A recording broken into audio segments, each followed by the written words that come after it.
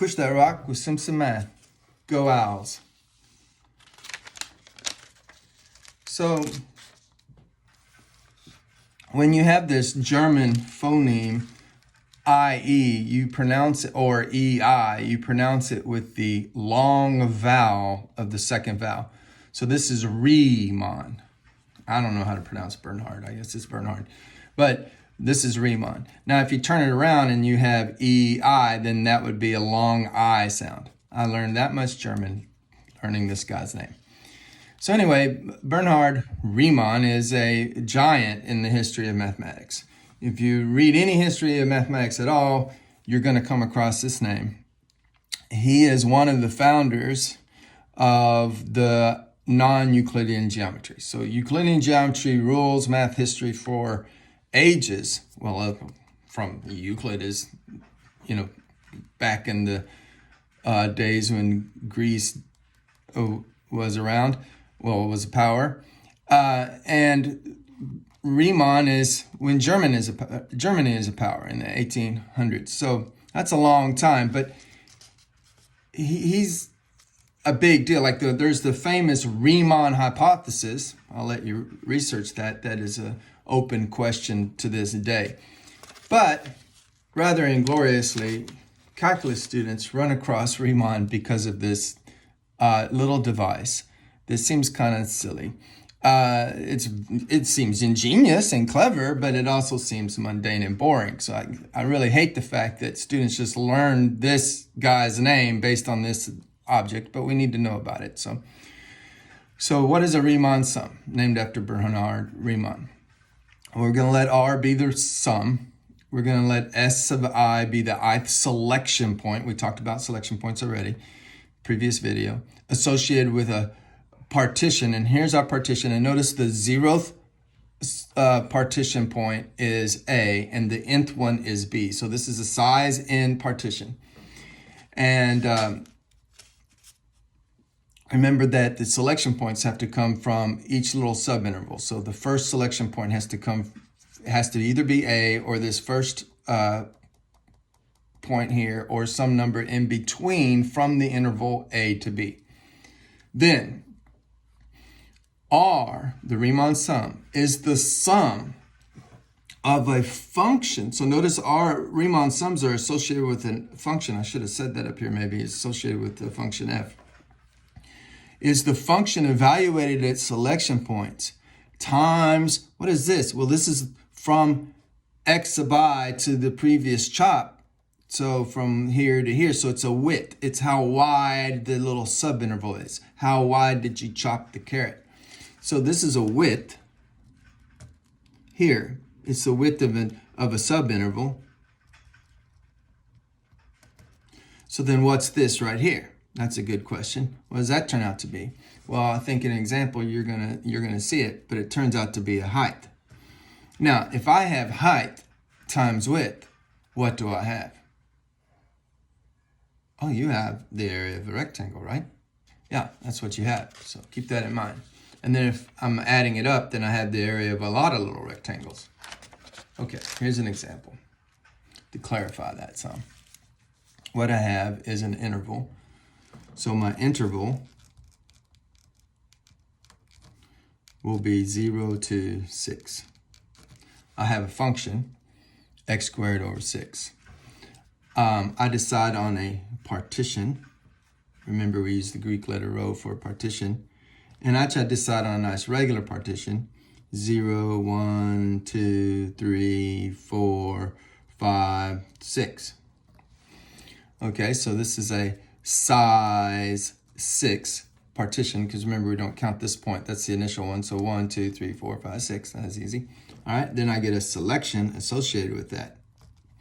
And to keep this easy, I want to follow a rule. And I'm going to follow the right-hand rule.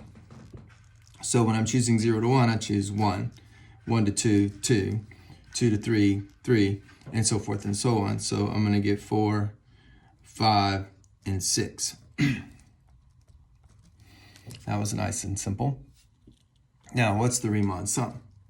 The Riemann sum is adding up all of these selection points put into this function, right? It was f, look back at the definition, it's f evaluated at s sub I. So I have to evaluate f at 1. Well, I have that point right here already prepared. So that gives me a distance up. Oh yeah, that's going to be my height. And I'm going to multiply that f of this first selection point times the width of that first interval, which is 1.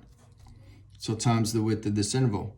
So that gives me a width times a height. Now, I want to stress right now, the Riemann sums have an associated geometric picture.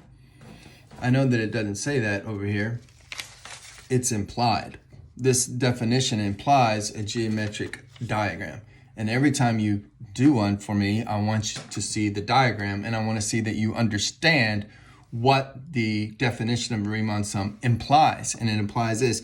And the tricky part is drawing the rectangular properly. I mean, I find it quite easy. But I have experience, now 14 years at the TBI teaching really, really smart kids that are smarter than me.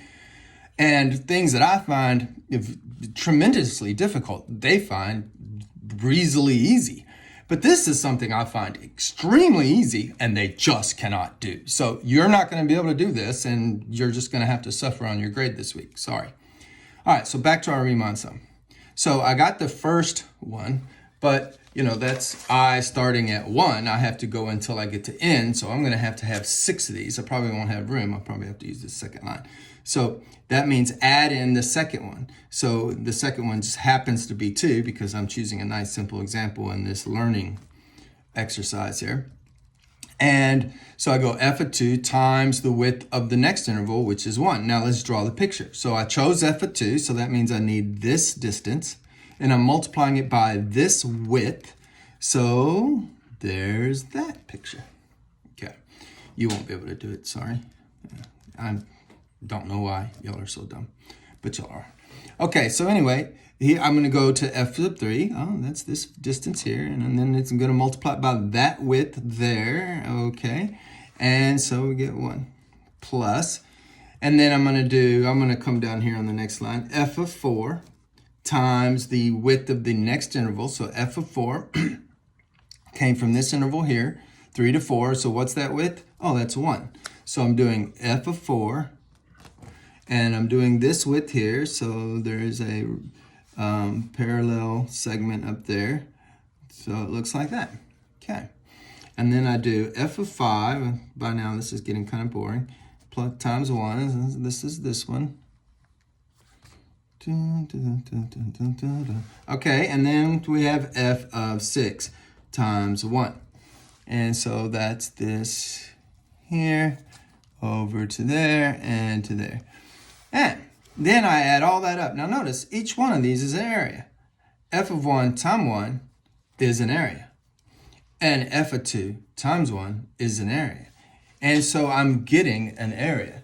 Now let me color it some other color. So the area that I'm getting is this. And you can tell me what you think this is useful for. Now, you're right if you said it's not a terrible estimate of the shaded area, the area I had shaded, the area that we say beneath the curve. We don't really mean beneath the curve because that'd be infinite area. When we say beneath the curve, we mean beneath the curve, but above the x-axis. So it's not a bad estimate of that. You could imagine ways to make it better. Instead of choosing the right endpoint, I could have chosen a midpoint every time. I could also choose the right endpoint once and then a left endpoint the second time.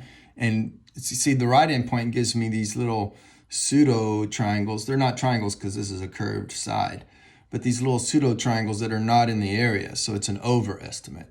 If I did it's an overestimate for this example because this example is increasing. Don't think that right hand rules are always overestimates, but they are if the function is increasing. Then if the function's increasing, I could choose a left end rules and get an underestimate, and then I could get a midpoint, and then we could play around and decide which one's the best. I could do left and right, find an average, or I could just do midpoints. Anyway, you can get finer and finer estimates by also chopping finer and finer. So I have n equals 6. I could choose n equals 600 and have a heck of a lot of rectangles in here. I'd still have little errors, little pseudo triangles like this that are outside the area, but they'd be so tiny that even though you're adding up 600 of them, they'd be minuscule compared to adding up 6 of these big guys here. So there's what a Riemann sum is useful for, estimating the area under a curve. And you can even, and this is sometimes something you want to do, like think about if you're estimating your expenses, you can even purposely overestimate, which you would want to do if you're estimating expenses, or underestimate if you want to estimate your revenues. Now, this example can be misleading. So before I sign off, I want to say something you should pay close attention to. I happen to do an example where the curve is always above the x-axis.